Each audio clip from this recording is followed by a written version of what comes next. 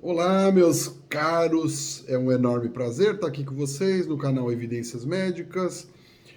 Meu nome é Edmar Santos. Antes de mais nada, peço para que você que gosta do canal se inscreva, ativa aí o sininho, faça parte dessa nossa corrente do bem, da informação, da luz, né?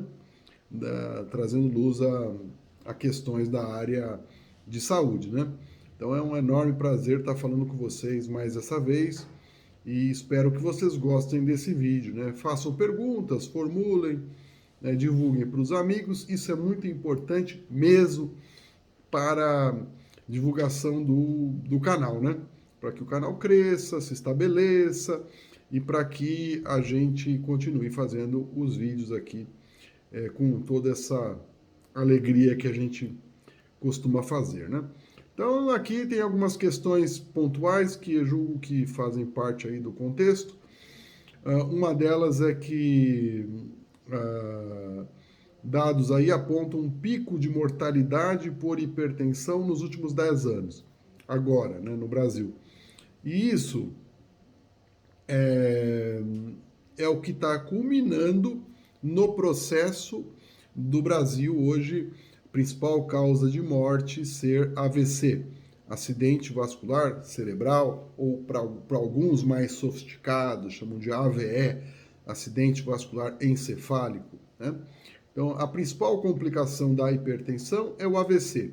Claro que ela também complica com insuficiência cardíaca, insuficiência renal, doença arterial coronariana, doença da retina, edema agudo de pulmão, tem uma série de outras complicações ligadas à hipertensão, mas a que comumente ocorre, ou seja, aquela mais comum, é de fato o AVC, e isso pode trazer perturbações muito grandes para você, para a sua família e para toda a sociedade, uma vez que muitas vezes a pessoa fica incapacitada de trabalhar, vai ter que recorrer ao INSS e vai trazer prejuízo para você, né, na sua vida pessoal, né, no que diz respeito à saúde, para o Estado, do ponto de vista econômico, porque você vai deixar de produzir e vai se encostar no INSS, não vai ser algo positivo para a sociedade, né?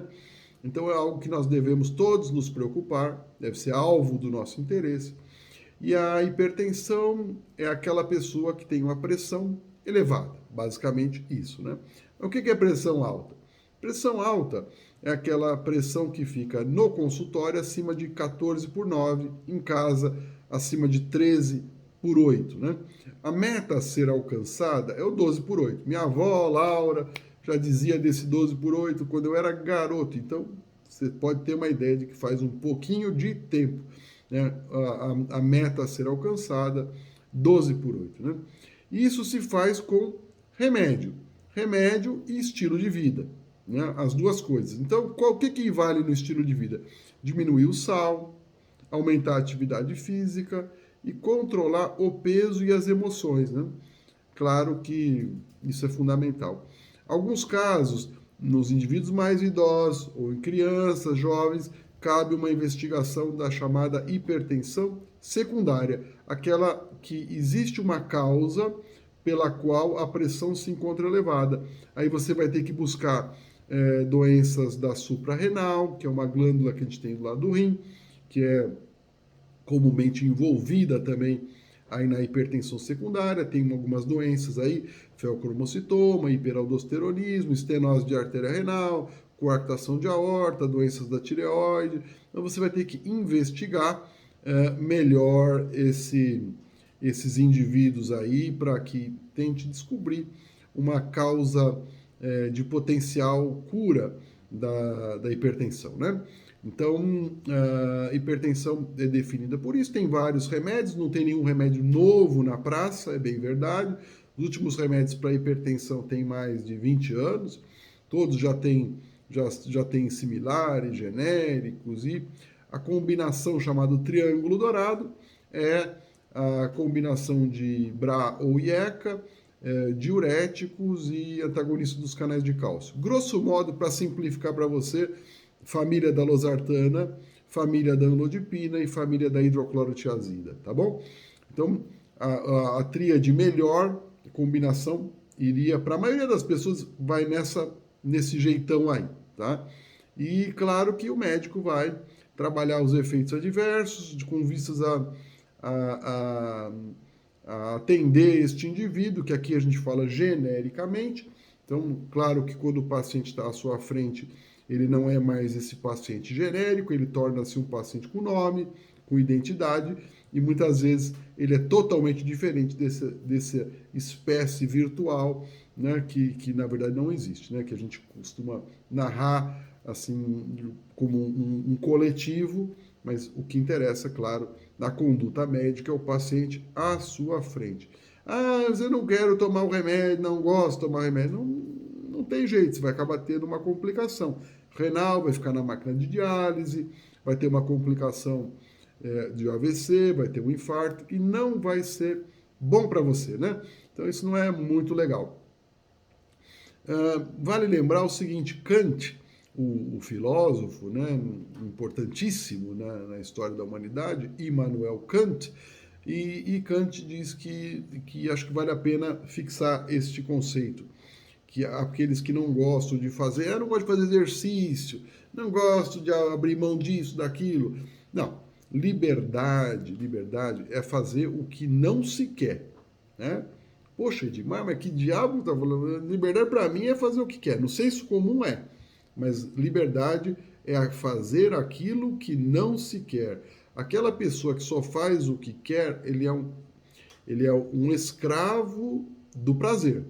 Ele não é um homem livre de fato, ele é um escravo do prazer, não tem autonomia. Então só é livre o homem realmente que faz, muitas vezes, evidentemente, aquilo que não quer.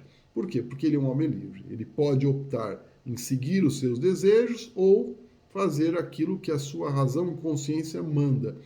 E isso, para você não dar trabalho para os outros, né? Todo mundo vem aqui no consultório e fala, eu não quero envelhecer e dar trabalho para os outros. Se você não quer realmente dar trabalho para os outros, tome o remédio. Você pega até de graça esses remédios que eu acabei de falar. No posto de saúde, né? Enfim, no SUS até você encontra esses remédios. Então não há desculpa para não utilizá-los, tá bom? Ah, mas e os efeitos colaterais? Os efeitos colaterais, todo remédio, inclusive, pode ter efeito colateral. Todo remédio pode. Mas cabe ao médico, junto com você, discutir esses efeitos colaterais e os possíveis benefícios do uso do remédio e os possíveis riscos do uso da medicação. E chegar a um consenso que é melhor tomar ou não. No caso da hipertensão, não há dúvida. É um fator de risco causal. O mais importante fator de risco causal para a doença cardiovascular. Você subiu a pressão, aumentou o risco. Diminuiu a pressão, diminuiu o risco. Então, não tem dúvida. É um fator de risco causal importante e facilmente, na maioria das vezes, controlado. Aconselho sim a comprar um aparelho de pressão e ter em casa, né? Todo mundo que puder ter um aparelhinho de pressão, medir a pressão de vez em quando, né? Para saber como é que estão as coisas, né? Saber como é que anda o seu nível de pressão arterial e se for o caso, procurar ajuda, procurar um médico, procurar, se você tiver plano de saúde, o plano médico do plano de saúde, se você tiver um pouco mais de recursos, vá no seu médico de confiança particular, se você não tiver, busque o SUS, ele tem bons profissionais também, muitos médicos, em geral, os médicos trabalham em várias frentes, né? E muitos trabalham no consultório particular, convênios e também no SUS, não é que é do SUS é ruim. Isso existe uma certa noção um pouco equivocada, às vezes, da população, e muitas vezes você consegue muitos bons profissionais e no SUS. Você pega as grandes universidades brasileiras, atendem SUS, e tem extraordinários profissionais. Inclusive, muitos jovens bons, né, também. Né? Não é que, eu só vou lá, só vou ser atendido por jovens. Não, tem muitos jovens muito qualificados também. Não quer dizer que é jovem é ruim. Não é verdade, né? Não. Tem várias questões aí que se põem, várias pessoas me perguntaram em outros vídeos, e às vezes eu tenho dificuldade de tempo, né, de agenda, para responder tudo, então eu vou tentar responder aqui. O que eu acho da abertura desenfreada das faculdades de medicina? Acho um problema, não é pelo número de médicos, acho que pela formação. A minha preocupação é com a formação, né? Porque a grande parte das faculdades não tem hospitais-escola, grande parte das faculdades não tem um corpo docente, né, à altura dos desafios que a profissão tem. Então, se você não tem um bom corpo docente, um corpo que vai de professores qualificados, você não tem como sair um bom médico da faculdade. E não saindo um bom médico da faculdade, não tem como corrigir depois. Aí você vai ser um especialista que só vai ser, fiz uma residência num lugar bom. Vai ser meia boca, vai ser um profissional e só especialista naquilo, no dedinho do pé direito, e não vai resolver a maior parte dos problemas que a população precisa de solução, né? Então, a formação é algo muito importante, e uma abertura desenfreada sem se preocupar com as condições físicas, com as condições do corpo docente, o corpo docente de verdade, aquele que está no cotidiano com os alunos, né? Não aquele que está aparecendo, o professor que aparece uma vez no ano para dar aquela aula inaugural e some, não. Estou falando do mundo de verdade, né? Então eu imagino, e tenho uma grande, uma certeza, para falar para vocês, que grande parte dessas universidades não tem um corpo docente à altura da necessidade do aluno, que não é só ter o conhecimento, também tem que ter, vamos dizer assim, uma capacidade de didatismo, né? De ensinar o aluno, de pegar na mão mesmo e ter essa condição de ensiná-lo, né? E isso é um problema, porque o campo de trabalho é um campo árduo, um campo que você vai encontrar muita responsabilidade, você vai lidar com a vida dos outros, né? Então, um erro seu pode ser fatal, levar pessoas à morte. Então, não dá para colocar as pessoas assim tão vulneráveis quanto se pretende. Não basta você ter médicos. Ter médicos, hoje praticamente quase que, vamos dizer assim, quase você está vendendo diplomas de medicina, né? Quando eu me graduei, haviam 80 escolas médicas no Brasil. Então, estou falando, eu me formei em 1991.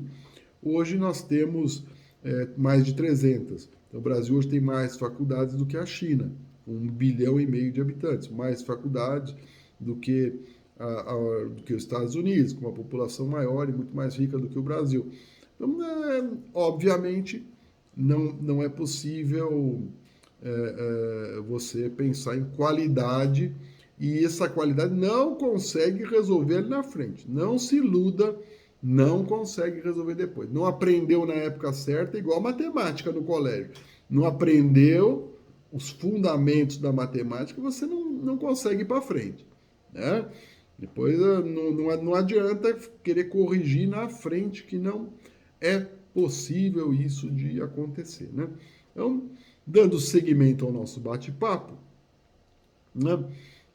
Algumas outras dúvidas, mas vão ficar para um próximo vídeo, porque aqui já deu quase 14 minutos, não ficam vídeos muito longos, ninguém consegue ver, tá bom? Um grande abraço, até breve. Tchau!